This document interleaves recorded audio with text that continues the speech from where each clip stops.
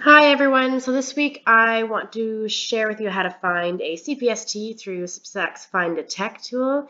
You would use this whenever you need to connect with a local car seat tech. Usually it would be to book a car seat check, but I've had caregivers also use it to ask me questions after a collision, ask about tech training, and about upcoming car seat clinics. So let's just jump right in and see how this works. So to get to the app, you'll have to jump over to CPSAC.org. And when you get there, you will see a Find a Tech tab.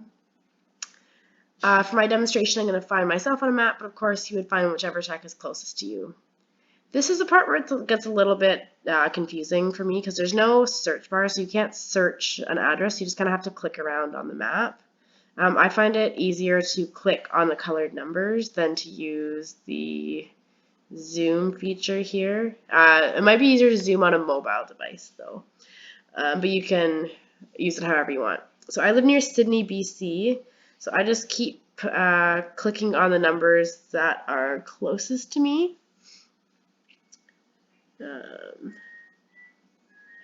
so as you can see, when the number turns into a red maple leaf, you can click it, and the contact information for the tech comes up. So there's my name and email and the services I offer. You can also see that there's two other techs here. The one in Victoria, she is unavailable at this time to do checks right now, so her contact info just isn't listed. It's nice from the CPST side of things that we have the option to change our little blurb thing to whatever we want.